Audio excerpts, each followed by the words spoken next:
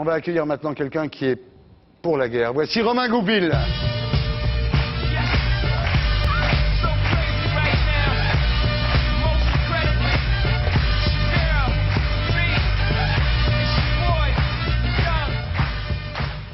Bonsoir Romain Goupil, ça va? Vous connaissez Bernard Lévy, j'imagine. Compagnon de lutte, compagnon de combat sur des choses plus qu'estimables. Ouais. Vous confirmez? Oui, pas sur l'Irak, mais sur la Bosnie, C'est sur la Tchétchénie. C'est mon regret, c'est mon regret. Ouais. Pas sur l'Irak. Alors Romain Goupil, vous avez déclaré « Les Américains ont su redonner aux Irakiens un sentiment de liberté ». C'est une vanne ou quoi? C'est-à-dire que ce qu'il faudrait préciser avant toute discussion, c'est que j'en reviens d'Irak, j'étais là-bas, ouais. Je suis resté des semaines et des semaines, et effectivement, très grande majorité des gens que j'ai pu croiser, filmer, rencontrer, et tous les éditorialistes et tous les journalistes disent quoi? C'est un incroyable gaspillage, un gâchis incroyable, une occasion manquée, une opération mort-née. Ça veut dire quoi?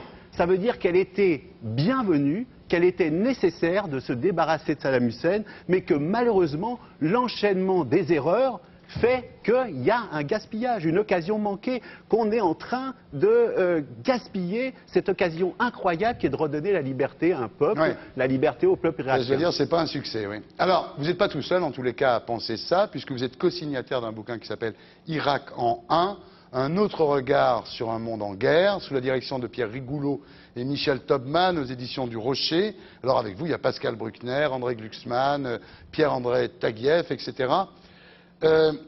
Quand vous entendez Lenny Kravitz chanter We Want Peace, pour vous, c'est quoi? C'est au minimum naïf? C'est-à-dire que ça manque un petit peu de renseignements par rapport à ce qui se passait en Irak. Ça veut dire quoi la paix pour le peuple irakien alors qu'il est sous la dictature de Saddam Hussein et que c'est une dictature absolument sanglante. La paix pour le peuple irakien, ça veut dire se débarrasser de Saddam Hussein. Et on avait les possibilités sans faire la guerre. Si on avait tous ensemble, la communauté internationale, exigé des comptes sur Saddam Hussein, peut-être qu'on aurait évité la guerre. Si les millions et millions de manifestants, si la chanson de Lenny Kravitz avait été contre la dictature de Saddam Hussein, peut-être qu'on aurait évité la guerre, peut-être qu'il aurait démissionné et peut-être qu'on aurait redonné la liberté au peuple irakien. Oui, enfin, en tous les cas, on s'est vu l'année dernière ici souvent, mon cher Romain, à l'époque où la guerre devait être déclarée, au moment où elle a été déclarée. Je suis désolé de vous dire qu'un an après, quand on fait les comptes, c'est pas tellement à votre avantage. Pas d'armes de destruction massive, hein, vous êtes d'accord, arnaque absolue. Non, je suis pas d'accord. Plus d'armes de destruction massive. Fausse preuve. Oui. Plus d'armes, donc pas d'armes. Hein. Non, mais d'accord. Mais il y en a eu des armes. Oui, les inspecteurs ont été là-bas, oui. Ils en ont trouvé. Oui. Elles ont été utilisées contre les Kurdes, elles ont été utilisées contre les Iraniens. Oui, d'accord. Il n'y en a plus, mais c'est une excellente nouvelle. Voilà. Thierry Ardisson, il n'y a plus d'armes de destruction massive, c'est une excellente nouvelle. Il y en a de nouveaux maintenant, elle s'appelle l'US Army, mais disons mais que... non, ça c'est faux, c'est faux. Il suffit de regarder la télévision, mais bon. On parle de quoi On parle de la nécessité de faire cette guerre. À l'époque, moi je me souviens, il y a un an de maintenant, vous étiez là en train de nous expliquer qu'il fallait faire la guerre. À l'époque, bon, on se disait, il a peut-être raison. Aujourd'hui, on est sûr que vous aviez tort. Et je vous dis pourquoi. Pas d'armes de destruction massive, des fausses preuves, tout le monde le sait. Libanisation de l'Irak, c'est-à-dire que ce pays, je ne dis pas que du temps de Saddam Hussein c'était bien, mais c'était encore un pays cohérent. Aujourd'hui, c'est complètement libanisé, c'est-à-dire c'est l'après Tito, c'est l'après, etc.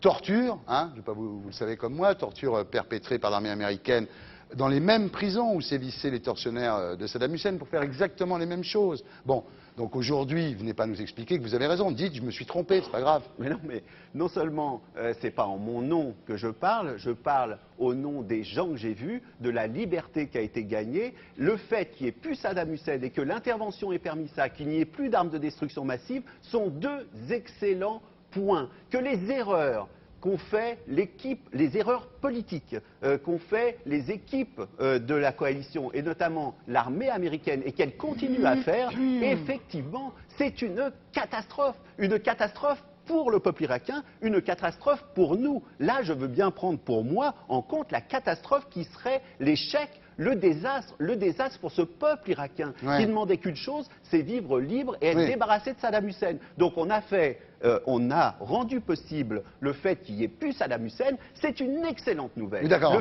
si le fait qu'il n'y ait plus Saddam Hussein, ça amène dans le chaos dans lequel on peut se demander, oui, à la limite. Le chaos, et ce que vous appelez le chaos, c'est Moqtada Sadr, qui est celui qui lance toutes les fatwas contre les juifs, les croisés, tous ceux qui ne sont pas d'accord avec sa vision hyper fondamentaliste et hyper radicale de l'islam. Donc, effectivement, Moqtada Sadr est un ennemi de tout changement. Donc on va refaire la guerre. Non. De tout changement d'une nouvelle Irak et d'un Irak libre. C'est un ennemi. Quant à Falloujah, ce qui s'est passé à Falloujah, les résistants, la résistance sunnite dans ce qu'on appelle le triangle sunnite, c'est des partisans, vous avez raison, mais c'est des partisans de la dictature. C'est des partisans qui sont dénoncés par l'ensemble des chiites.